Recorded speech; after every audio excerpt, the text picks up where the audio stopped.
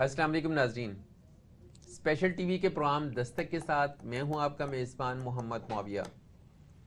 پاکستان کی معیشت کو درپیش چیلنجز، پاکستان کی سلامتی کے معاملات اور سرحدوں پر جاری سمگلنگ کے باعث پاکستان کو پہنچنے والے نقصانات پر گفتگو کے لیے آج ہم نے اپنے اسٹوڈیو میں دعوت دی ہے معروف تجزیہ کار کرنل سیف قریشی صاحب کو۔ آئیے ہم ان سے گفتگو کا آغاز کرتے ہیں۔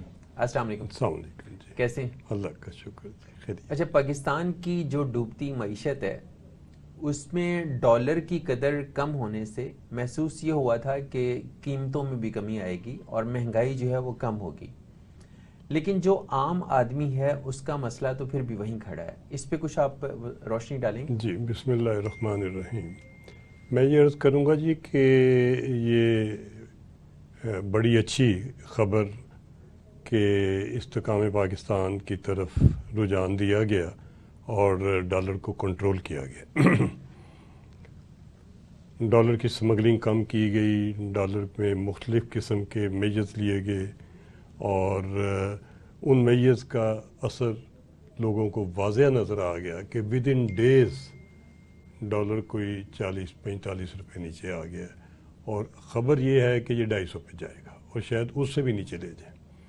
پہلی بات تو یہ کہ ہمیں اس کے اوپر شکریہ ادا کرنا چاہیے ان تمام لیڈرز کا جنہوں نے کنٹریبیوٹ کیا اس ڈالر کو نیچے لانے کے لیے۔ بے شک وہ افواج پاکستان کے تھے، وہ سیاسی لیڈر تھے، وہ بیوروکریسی کے تھے، یا وہ میڈیا کے تھے، جس نے رول ادا کیا ان کو سلوٹ، قومی سلوٹ ان کو، کہ انہوں نے بہت بڑا فریضہ ادا کیا۔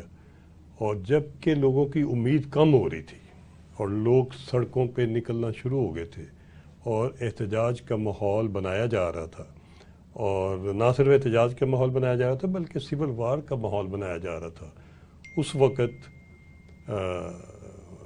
کوئی مجھے اس میں دو لفظ نہیں کہ پاکستان کے چیف آرمی اسٹاف نے اور ان کی ٹیم نے تہیہ کیا کہ ملک بچانا ہے، اور اس کے لیے انہوں نے جو اقدامات اٹھائے وہ قابل تعریف ہیں، اور وہ پاکستان کی ہسٹری میں ایک گولڈن چیپٹر کا اضافہ کر گئے ہیں۔ ابھی میں آتا ہوں جی اس چیز کے اوپر کہ اس کا نیچے غریبوں میں فرق پڑے گا معافیہ بھائی، مگر وقت لگے گا۔ جس ملک کے اوپر قرضوں کا بوجھ اتنا ہو کہ وہ ادا کرنے کی پوزیشن میں نہ ہو، وہ اس کے باوجود قرضے لیے جائے، یہ تو میں کہتا ہوں کہ یہ غداری کے ضمن میں آتا ہے کہ آپ کے پاس قرضے ادا کرنے کے لیے نہیں ہیں تو آپ قرضے لے کے اور قرضوں کو لینے کے بعد آپ قرضوں کو صحیح طریقے سے استعمال کرنے کی بجائے ان قرضوں میں پھر اجازت دیں کہ لوگ کرپشن کر سکیں۔ بے شک وہ قرضے کسی بھی شکل میں استعمال ہو رہے ہیں، اس شکل کے اوپر یہ سوچنا چاہیے کہ یہ اگر قرضے جو ہیں یہ ضائع ہو رہے ہیں یا یہ کرپشن کے نظر ہو رہے ہیں، یا لوگ ان میں سے پیسہ جو ہے وہ جعلی انوائسز بنا کے یا سمگلنگ کر کے یا پیسہ باہر پہنچا رہے ہیں، تو پھر جن لوگوں نے وہ پیسہ ان کو دیا، کسی بھی حکمران کو، کسی بھی افسر کو، کسی بھی وزیر کو، کسی بھی کبیر کو، جو پیسہ وہ دیا گیا اور وہ پیسہ کرپشن کی نظر ہو گیا، تو پھر نہ صرف وہ مجرم ہے، مجرم دینے والے بھی ہیں۔ ہمیں اس چیز سے اللہ تعالیٰ سے معافی مانگنی چاہیے، اور میں عرض کروں گا فَتَعْبِرُوا یا اُولِي الْأَبْصَارِ، فَتَعْبِرُوا یا اُولِي الْأَبْصَارِ، آنکھ والو عبرت حاصل کرو، آنکھ والو عبرت حاصل کرو۔ یہ ملک بڑی جدوجہد کے بعد لیا تھا، یہ ملک بڑی قربانیوں کے بعد لیا تھا، یہ ملک بڑی دعاؤں کے ساتھ لیا تھا، یہ ملک لا الہ الا اللہ کے نام پہ اور اسلامی مملکت کے نام میں لیا تھا۔ یہ چوری کے لیے، چکاری کے لیے، ہیرا پھیری کے لیے، جھوٹے وعدوں کے لیے، جھوٹی امیدوں کے لیے، یہ فراڈ کے لیے، یہ مافیا بنا کے کھا جانے کے لیے، اس کی ڈیولپمنٹ کے راستے بلاک کرنے کے لیے، اس کی ڈیجیٹائزیشن کو سیبوٹاج کرنے کے لیے، اس کی آگے انفارمیشن ٹیکنالوجی اور اس کے قدرتی وسائل کو آپس میں بندر بانٹ کر کے تباہ کرنے کے لیے نہیں لیا گیا تھا. اگر ہم یہ جو مافیاز ہیں وہ تو ہر دور میں اتنے طاقتور رہے. چیف صاحب کے جو اقدامات کے نتیجے میں بظاہر ایک سختی کا عنصر اور اس کے نتائج یا اس کے ثمرات محسوس کیے جا رہے ہیں, تو ہم تو ایز اے کامن پرسن, ایک عام آدمی کے طور پہ ہم یہ سوچتے ہیں کہ ابھی 4-5 مہینے کے بعد نئے انتخابات ہو جائیں گے. متوقع طور پہ جنوری کی کوئی لاسٹ ویک کی ڈیٹ دی گئی ہے. اگر تو وہ صرف تسلی کے لیے دی گئی ہے کہ چلیں جنوری تک تو پریشر ریلیز ہونا انتخابات کے مطالبے کا, تو وہ ایک الگ بات ہے. لیکن اگر جنوری کے آخر میں انتخابات ہو جائیں اور یہ وہ سارے مافیاز جو پچھلے 76 سال میں اس قوم کی بربادی کے ذمہ دار رہے وہ پھر سے اسمبلی میں پہنچ جائیں, تو اس ساری ایکسرسائز کا پھر فائدہ کیا ہے؟ جی میں عرض کرتا ہوں. دیکھیے یہ قومی فریضہ ہے جو کہ آئین میں دیا ہے کہ ڈیموکریٹک گورنمنٹ میں الیکشن ہونے چاہیے.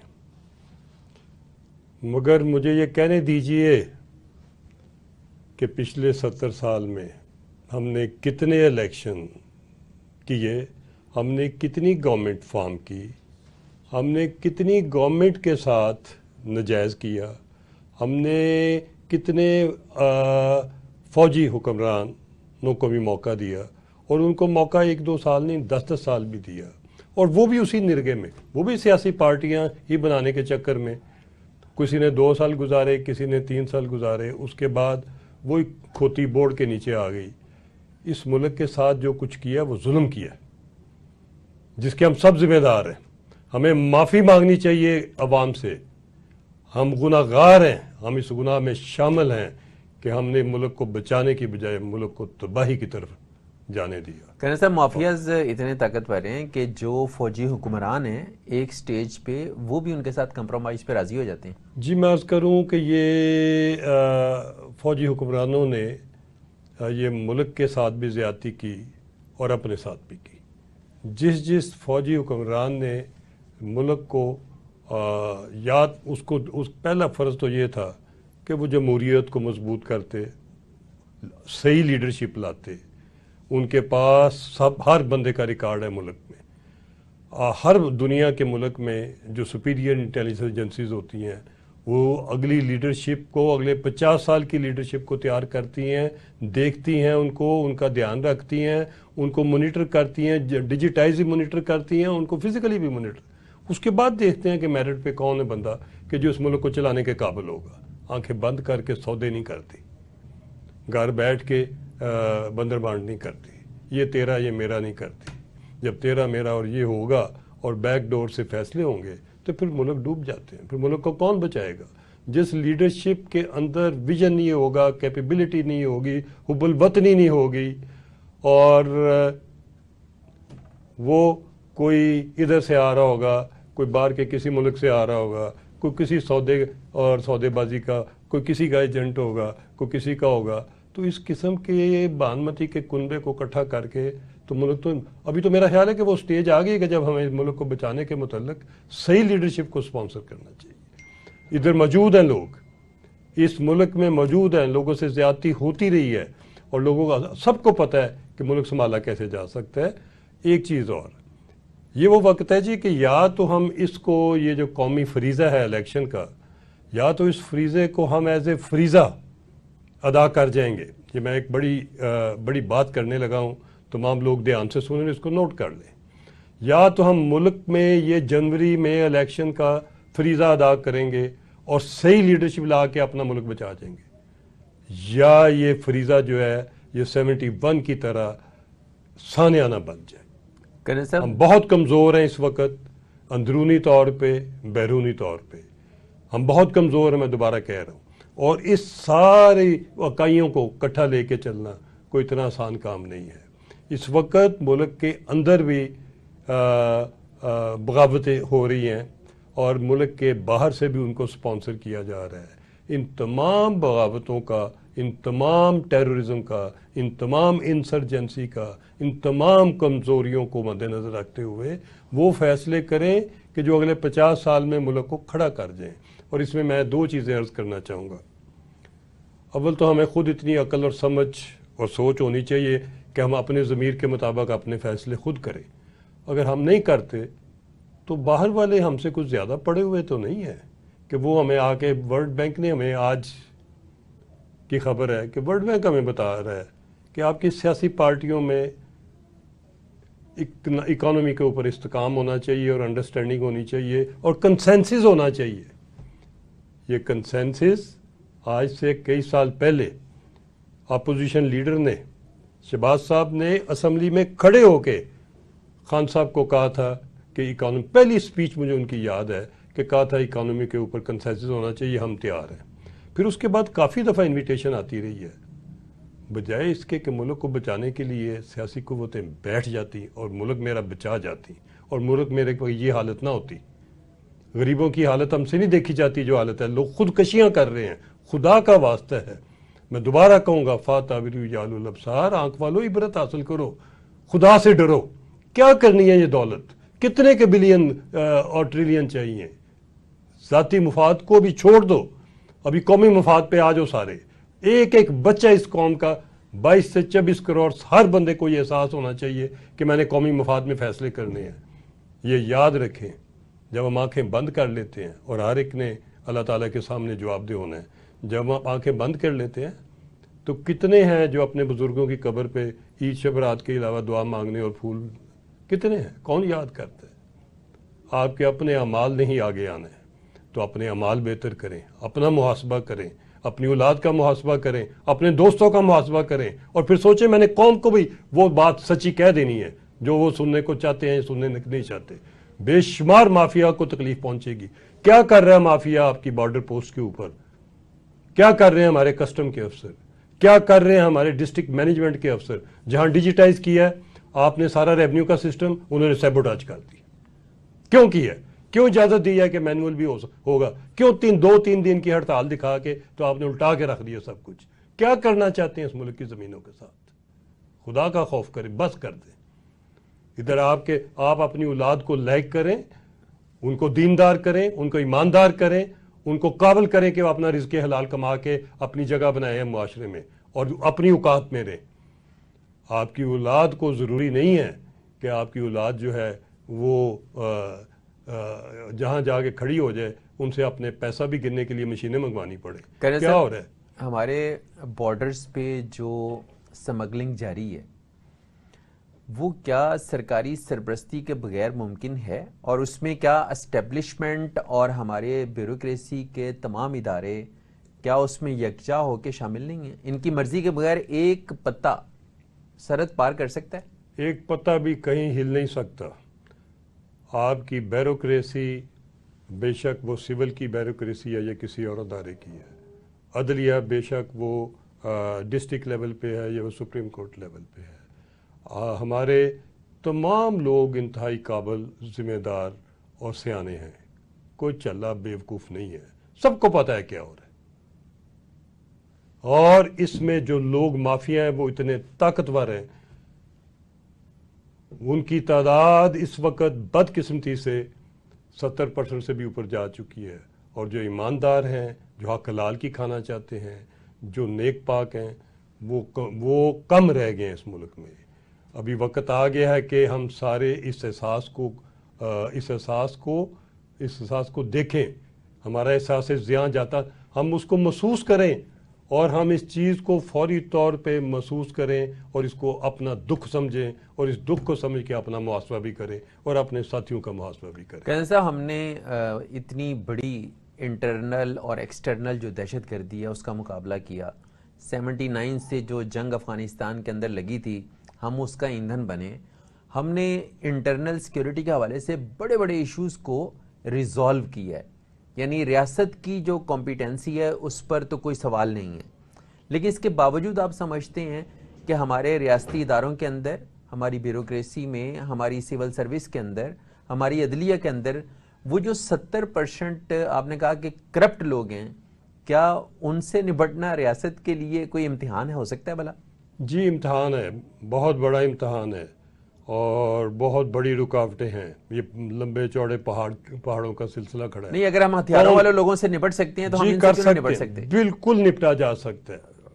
ایک مصمم ارادہ ایک دفعہ ایک قومی ادارہ یہ فیصلہ کر لے کہ انف از انف، تو اس کے بعد پھر اتنا فیصلے کی خبر ہی بہت سارے لوگوں کو ٹھیک کر دے گی۔ اچھا، سرکاری ملازم عموماً یہ سمجھتا ہے کہ میں جتنا بڑا مرضی بلنڈر کر لوں، میں جیسا بھی بلف کیوں نہ کر لوں، زیادہ زیادہ کیا ہوگا، مجھے چند دن معطل رکھا جائے گا، مجھے کسی اور شہر میں کسی دور دراز علاقے میں ٹرانسفر کر دیا جائے گا، نوکری تو میری قائم رہے گی نا، پھر موقع ملے گا پھر میں وہی کروں گا۔ تو کیا ٹرمینیشن فرام دا سروس پہ ہم نہیں سوچ سکتے؟ اگر ملک بچانا ہے، ریاست بچانی ہے، عوام کا بھلا کرنا ہے، کرپشن روکنی ہے، سمگلنگ روکنی ہے، تو کیا ہم اس کڑوے فیصلے کی طرف نہیں جا سکتے؟ بالکل جانا چاہیے۔ میں عرض کروں ہمارے اکاؤنٹیبلٹی کے جو ادارے ہیں، نیب سے لے کے نیچے آپ اینٹی کرپشن تک آ جائیں، ایف آئی اے بھی شامل، یا آپ پولیس کے ادارے میں آ جائیں یا کسی محکمے کے اور چلے جائیں جن کو ہم نے اختیارات دیے ہوئے ہیں اکاؤنٹیبلٹی کے، ان کو بڑی اصلاح کی ضرورت ہے۔ اس کو بے انتہا بیسک سٹرکچر بہتر کرنے کی ضرورت ہے۔ اور پھر ساتھ میں یہ بھی کہوں گا، ضرور کہوں گا کہ دیکھیے اس وقت ہمارے ملک میں جو بلیک اکانومی ہے، لوگوں کے پاس جو پیسہ ہے، لوگ کوئی زمانہ تھا کروڑ پتی کی بات کرتے تھے، ابھی تو کوئی ارب پتی سننے میں بھی خوش نہیں ہوتا، ابھی تو خربوں کا حساب کرتے ہیں۔ تو جب حالت یہ ہے کہ لوگوں کے تہ خانے سے اربوں روپے نکل رہے ہیں، ایک میڈیا کے احساس اخبار کے مالک کے سے پنڈی میں ان کے تہ خانے سے انڈر کنسٹرکشن بلڈنگ سے ہی نکلا۔ میں باقی بہت سارے چیزیں گنوا سکتا ہوں جو میرے علم میں ہیں، مگر میں نہیں گنوانا چاہوں گا۔ مگر حالت یہ ہے کہ ہماری بلیک اکانومی اور لوگوں کے پاس خربوں روپیہ ہے، ادھر بھی ہے ملک کے باہر بھی ہے۔ کیوں ہم نہیں لیتے؟ کدھر ہے پاکستان میں ریکوری کمیشن؟ کیوں نہیں ہے کوئی؟ کیوں ہم نے ایسا ادارہ چھوڑا ہے؟ اس کے ہر فیصلے کے اوپر اس کو کسی نہ کسی کورٹ میں جانا پڑتا ہے، اس کے اوپر سٹے آتے ہیں، اس کو ڈیلے کیا جاتا ہے، وہ سالہ سال محاسبہ ہی نہیں ہوتا۔ تو وہ کیا محاسبہ ہے؟ وہ کیا اکاؤنٹیبلٹی ہے؟ آپ بندہ پکڑتے ہیں، وہ جیل جاتا ہے، آپ کچھ دن اس کو اپنے پاس رکھتے ہیں تفتیش میں، اس کے بعد وہ جیل چلے جاتا ہے، جیل جاتا ہے، اس کو تمام قسم کی سہولتیں میسر ہیں ادھر، اس کا آپ کا امپیکٹ ہی ختم ہو جاتا ہے۔ آپ نے کیا ریکور کرنا ہے؟ ریکوری کمیشن لائیں، ان سے نکالیں اور اسٹیٹ بینک میں ڈالیں۔ اور پھر میں یہ بھی پوچھوں گا کہ جو پیسے نیب نے نکالے ہوئے ہیں وہ سارے اسٹیٹ بینک چلے گئے ہوئے ہیں، وہ کیا کر رہے ہیں؟ نیب کے پاس کیا کر رہے ہیں؟ نیب کے اکاؤنٹ میں جو پیسے پڑے ہیں وہ اسٹیٹ بینک میں کیوں نہیں گئے؟ اور نیب نے جو پیسے ریکور کرنے تھے وہ سارے ریکور ہو گئے ہیں؟ جو آپ نے پری بار گین دیا 25% لے کے 75% لیے، سارے کلیئر کر لیے سارے۔ نیب کی کنوکشن ریٹ کیا ہے؟ اگر وہ نیب کی کنوکشن ریٹ سنگل ڈیجٹ میں ہے تو یہ تو شرم کی بات ہم سب کے لیے۔ میں یہی فیکٹ اینڈ فگر میں ایف آئی اے سے پوچھوں گا، یہی فیکٹ اینڈ فگر میں اینٹی کرپشن سے پوچھوں گا، ایک سے ایک برا حال ہے، یہی میں فیکٹ فگر عدالتوں سے پوچھوں گا۔ اس لیے ہم ایک بریک کے لیے جانا ہے، جی بالکل، پھر ہم آگے گفتگو چاہتے ہیں۔ ناظرین، یہاں وقت ہو ایک بریک کا، بریک کے بعد ہم گفتگو کے سلسلے کو آگے بڑھائیں گے، ہمارے ساتھ رہیے۔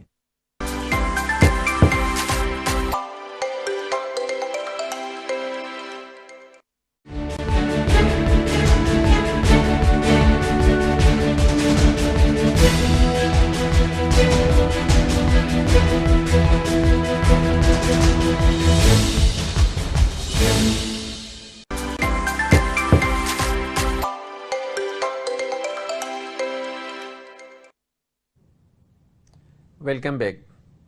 کرن صاحب، آپ نے کہا کہ جو رقوم محکمے وصول کر لیتے ہیں، نکلوا لیتے ہیں، ریکور کر لیتے ہیں، وہ اسٹیٹ بینک کو نہیں جاتی، لیکن ہم دیکھتے ہیں کہ پچھلے عرصے میں بحریہ ٹاؤن کے ملک ریاض صاحب کے ذمے بھی کچھ لینا دینا تھا اس ریاست پاکستان کا، تو وہ رقم جب واپس آئی تو وہ ملنی تو تھی ریاست پاکستان کو، تو وہ ڈائریکٹ ملک ریاض صاحب کے اکاؤنٹ میں کیسے چلی گئی؟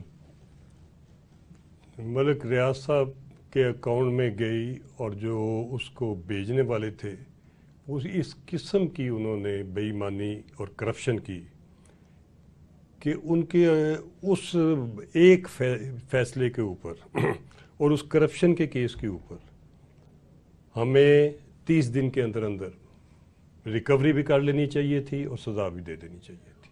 ہم شرمندہ ہونا چاہیے ہمیں ایز اے قوم کہ ہم نے 190 ملین پاؤنڈ ایسے ملک کے کہ جو کو دیوالیہ کے ہونے کی ہم نے ابھی تک ان کو لٹکایا ہوا ہے. ابھی تک ہم اس کے اندر کبھی ایک ڈیٹ, کبھی 2 ڈیٹ, کبھی ادھر سٹے, کبھی ادھر پہ اپیل. کیا ہو رہا ہے؟ ایک چیز میں اور عرض کروں گا جی. 2000 میں عرض کروں گا, بڑے محترم اور مجھے بہت ساری امیدیں ہیں نئی لیڈرشپ سپریم کورٹ میں, اور جج صاحبان اس دن فل کورٹ میں بیٹھے ہوئے اللہ تعالیٰ سے بڑا شکر ادا کیا ہے کہ یونٹی ہوئی, اور دعائیں بھی مانگی ہیں کہ اللہ تعالیٰ ہمیں 2760 بلین کی فگر ہے روپوں کی, جو کہ عدلیہ کے سٹے آرڈرز کی وجہ سے قومی خزانے میں پیسہ نہیں گیا. برائے مہربانی یہ سٹے آرڈر اٹھائیں, ختم کریں. دوسری بات, آپ کا 4G 5G اسپیکٹرم جو ہے, اس کو 96 میں چوری کیا گیا. میں لفظ کہہ رہا ہوں چوری کیا گیا, آکشن کے بغیر لیا گیا, کسی بھی اخبار میں ٹینڈر کر کے اور اس کو پراپر بڈ کروانے کے بغیر ہائی جیک کیا گیا. سوئی ہوئی ہے قوم, کیا کر رہے ہیں ہم؟ وہ ایک سیاسی خاندان نے جو اس وقت طاقت میں تھا, حکمران تھا, اس نے لیا. وہ آج بھی ان کے پاس ہے. اپنے نام کی بجائے کبھی ادھر کوئی جنرل بیٹھ جاتا ہے ریٹائرڈ آ کے, اس کو امپلائی, کبھی کوئی بیٹھ جاتا ہے, کبھی کوئی بیٹھ جاتا ہے. ایک نام کے اوپر لیا, پھر دوسرا نام چینج کیا, پھر تیسرا چینج کیا, اور الٹیمیٹلی وہ بھی ایک ریئل اسٹیٹ کے سب سے بڑے ٹائیکون, یا جن کا آپ نے 190 ملین ڈالر, وہ تو چھوٹی بات ہے ان کے لیے.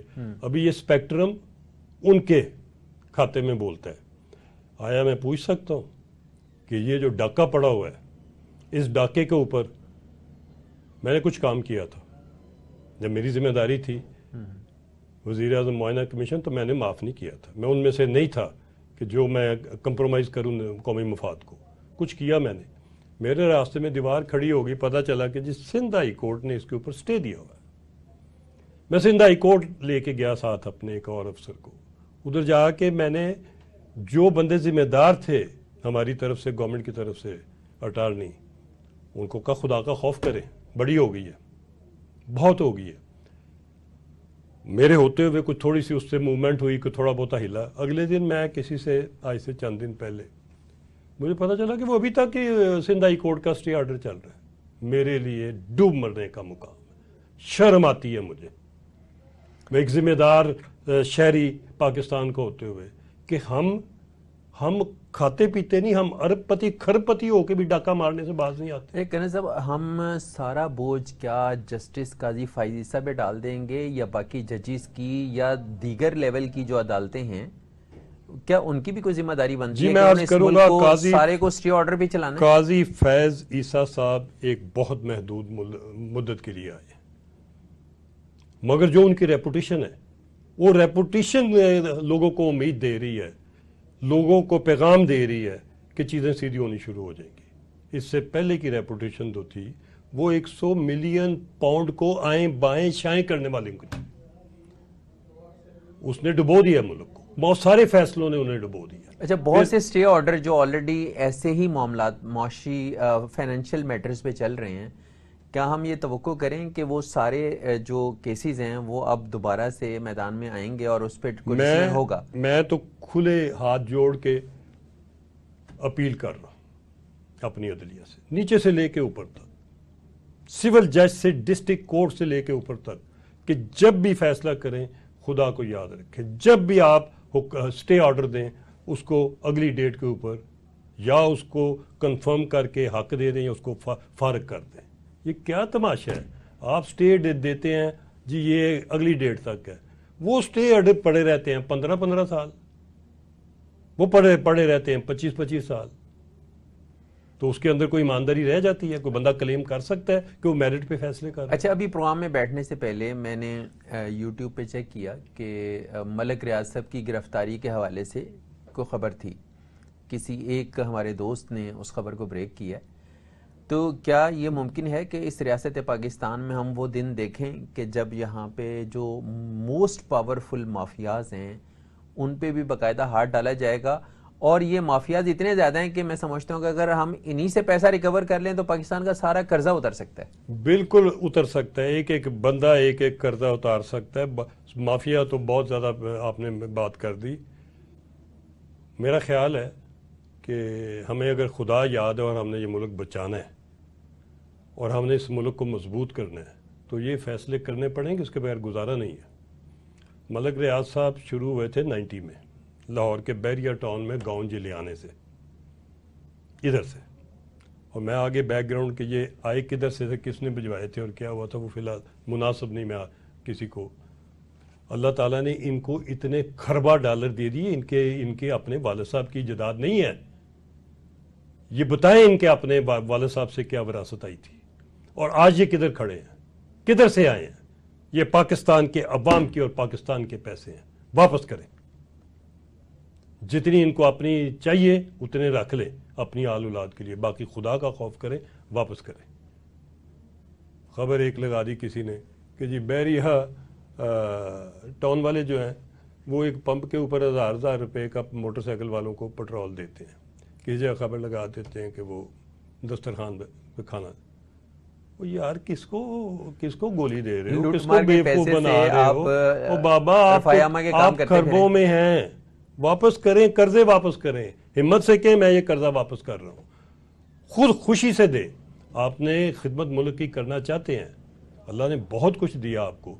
باقی یہ چھوڑ دیں کہ آپ نے سرکاری زمینیں کتنی بیچی ہیں, آپ نے اسلام آباد میں فارسٹ کی کتنی زمین کیسے لی اور کدھر گئی, اور کتنے بندوں کا آپ نے اس میں رگڑا کیا.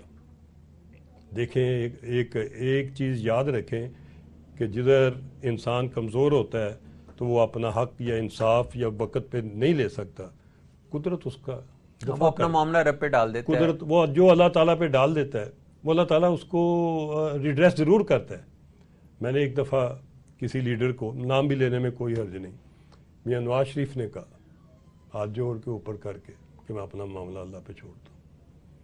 تو میرا خیال ہے کہ ہمیں سب کو اپنا معاملہ اللہ پہ چھوڑنا چاہیے, اللہ سے معافی مانگنی چاہیے.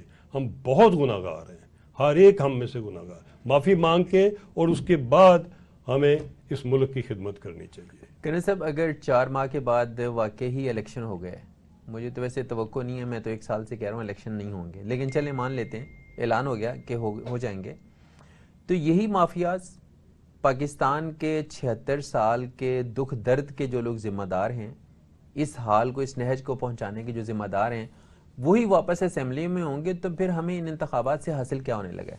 میں عرض کروں جی, گزارش یہ ہے کہ یہ سارے گریبان میں منہ ڈال کے دیکھیں, ادارے بھی, سیاسی لیڈر بھی اور ہم سب بھی, عوام بھی. آئین کی ذمہ داری پوری کرنی ہے.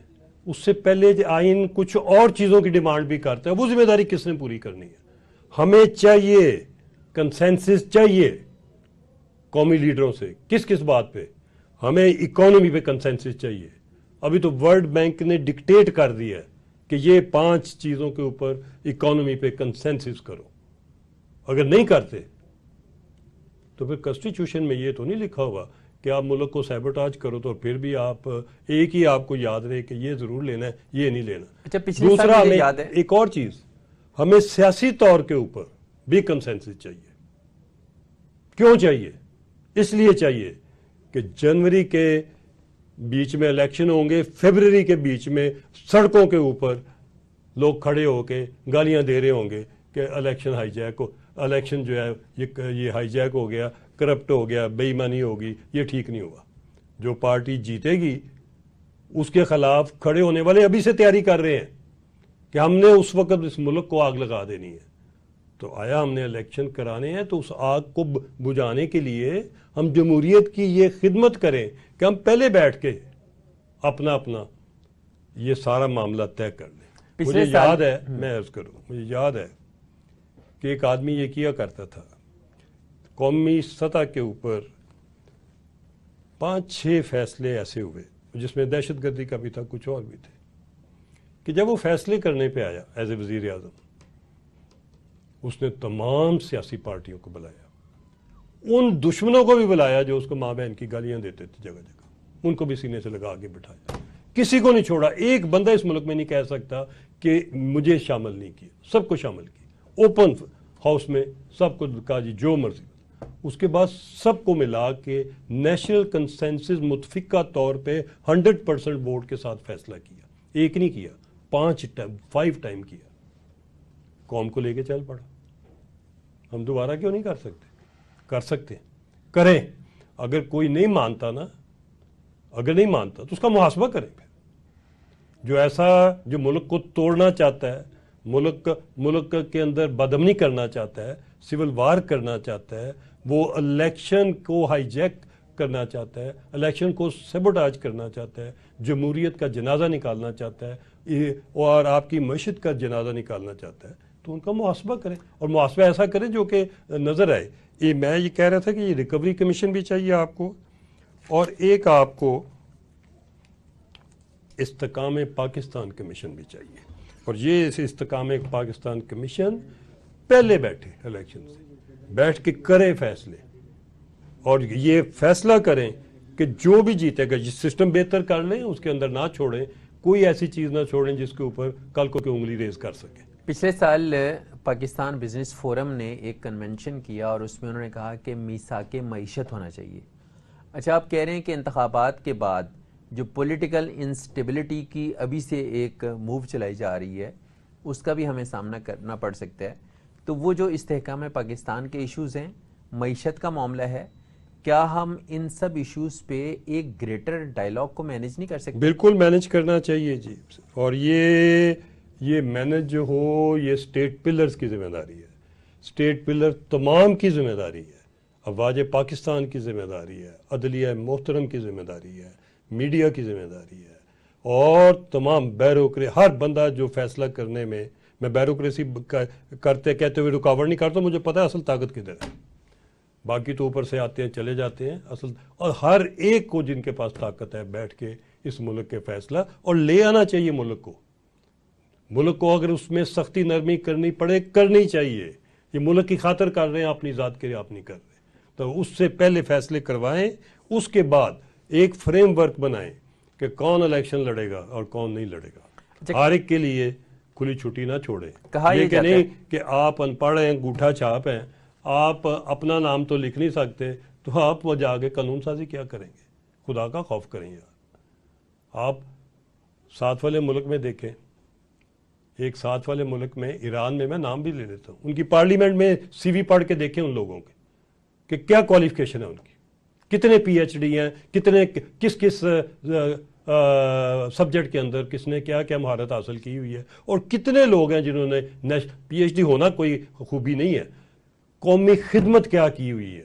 وہ ریکارڈ نکالیں کہ بندہ کون سا ہے جو کہ کونسلر بن کے بھی ایماندار رہا, اس کے بعد ایم پی اے بن کے بھی رہا, اس کے بعد وہ باقی بھی رہا, اور اس نے پرفارم کیا ملک کو ڈیولپمنٹ کا, کس نے دیا, کون آگے لے کے بڑھا, کون بندہ خوشحالی کا ضامن ہے.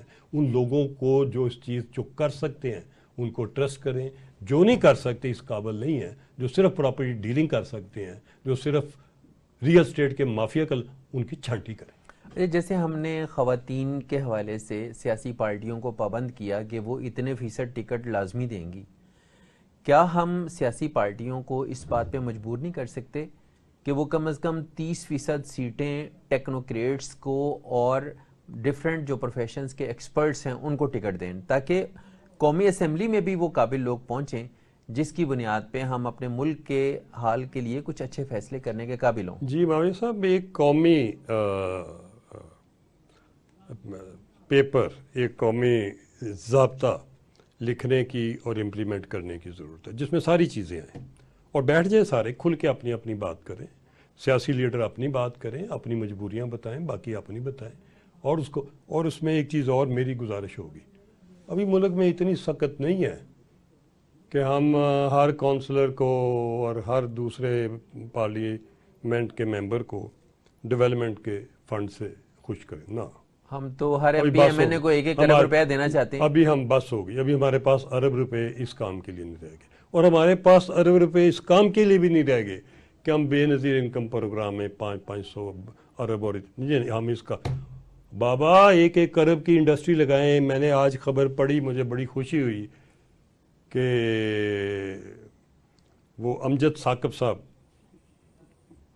اخوت ٹرسٹ والے، اخوت ٹرسٹ والوں کو ذمہ داری دی گئی ہے بے نظیر انکم سپورٹ پروگرام کی. اللہ تعالیٰ دیکھیے وہ ایک نام ہے جن سے میری اپیل، اور بلکہ میری اپیل تو ان سے جنہوں نے فیصلے کرنے ہیں، بے شک وہ ہمارے سیاسی لیڈر ہیں یا وہ فوجی لیڈر ہیں یا عدلیہ والے ہیں، یہ فیصلہ کر لیں کہ ہم نے فقیر اس ملک میں پروموٹ نہیں کرنے، بیگر نہیں کرنے، ہم نے گھر بیٹھے ہوئے چیک نہیں دینا، نہ بڑی ہو کام کروائیں. ہر ہاتھ کام کر سکتا ہے، ہر آنکھ کام کر سکتی ہے، ہر زبان کام کر سکتی ہے. جو جس قابل ہے مرنے تک اتنی ملک کی خدمت کرے، تھوڑی کرے زیادہ کرے بیٹھ جائے، وہ کچھ کرے تو لے.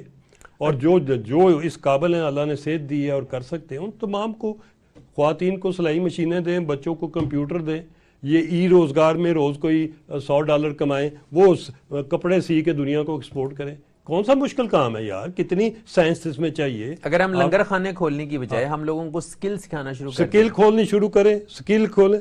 وہ سارے کے سارے دنیا میں ابھی سکل میں جتنی ان کو نرسنگ سٹاف کی اور پیرامیڈیکل کی ضرورت ہے، ہم وہی نہیں پوری کر سکتے. لاکھوں میں ہے. ہم اتنے گئے گزرے ہیں کہ ہم ان کو پیرامیڈیکل کی ٹریننگ نہیں دے سکتے اپنے بچوں کو اور بچیوں کو، اور ان کو، اور اس کے لیے کوئی ایکسپورٹ کرنے کے لیے آپ کو کنٹینر میں ڈال کے بھیجنے کی ضرورت نہیں ہے. بتائیں اپنے سفیروں کو کہ چھوڑ دیں، وہ کون سی ڈپلومیسی کر، یہ ڈپلومیسی اکانومی کی ڈپلومیسی کریں، اپنی مین پاور کو ادھر بھیجیں اور ان کا دھیان رکھیں، اور ان کی ریمیٹنس کو لا کے اسٹیٹ بینک میں جمع کریں. اور دوسرا چیز ایک اور میں عرض ویسے کر اس دوں، پہ بھی بات ہونی چاہیے کہ ہمارے جو سفیر پوری دنیا کے ملکوں میں موجود ہیں وہ کرتے کیا ہیں ہمارے لیے؟ وہ کریں جی، ان کے سارے فنڈ بند کر دیں، امبیسیاں خود کمائیں. کیوں نہیں کما سکتی؟ کما سکتی ہیں ایسے ایسے ملکوں. وہ امبیسیاں خود کمائیں، ملک کو بھی کنٹریبیوٹ کریں، خود بھی کریں. اگر میں ساری تفصیل امبیسیوں کی کمائی کی بتا دوں تو کوئی امبیسی ایسی نہیں کہ جو اپنا خرچہ خود نہ اٹھا سکے. ایک چیز میں اور عرض کرنا چاہوں گا. اچھا، پروگرام کا وقت ختم ہونے لگا، ایک لفظ مجھے اجازت دیجیے. ہم نے اس وقت ریکوری کرنی شروع کی ہوئی ہے، ویل ڈن، بڑا اچھا کیا ہے. میری گزارش یہ ہوگی کہ نیچے خزانے اتنے ہیوج ہیں کہ خدا را ان کو کوئی پیکج دے دیں. پھر یہ بھی ختم ہو جائے گا کہ کتنے پیسے اس کے حلال کے تھے اور کتنے حرام کے تھے. اس چکر میں بھی کل کو جو سٹے آرڈر آنے ہیں اور ریٹیں ہونی ہیں اور پیسے وہ نیشنل قومی اثاثہ بننے کی بجائے وہ پیسے دائیں بائیں ہو جانے ہیں. اس کو بچانے کے لیے ایک پیکج دے دیں. پیکج کا مطلب ہے کہ لوگوں کو اجازت دے دیں کہ وہ اپنے اکاؤنٹ کھول لیں، انڈسٹریل فیکٹریوں کے اکاؤنٹ، ہر قسم کا اکاؤنٹ کھول لیں، اس میں پاکستانی کرنسی بھی ڈال لیں، فورن بھی ڈال لیں، اور آپ ان پیکج میں ان کو معمولی سا کوئی ٹیکس لگائیں یا ان کو انسینٹیو دیں یا ان کو انڈسٹری لگانے کی اجازت، کوئی نہ کوئی پیکج بنا کے ان کو دیں تاکہ پیسہ باہر آئے. بھول جائیں IMF کی جو آپ کنڈیشنلٹی ہے یا FATF کی ہے.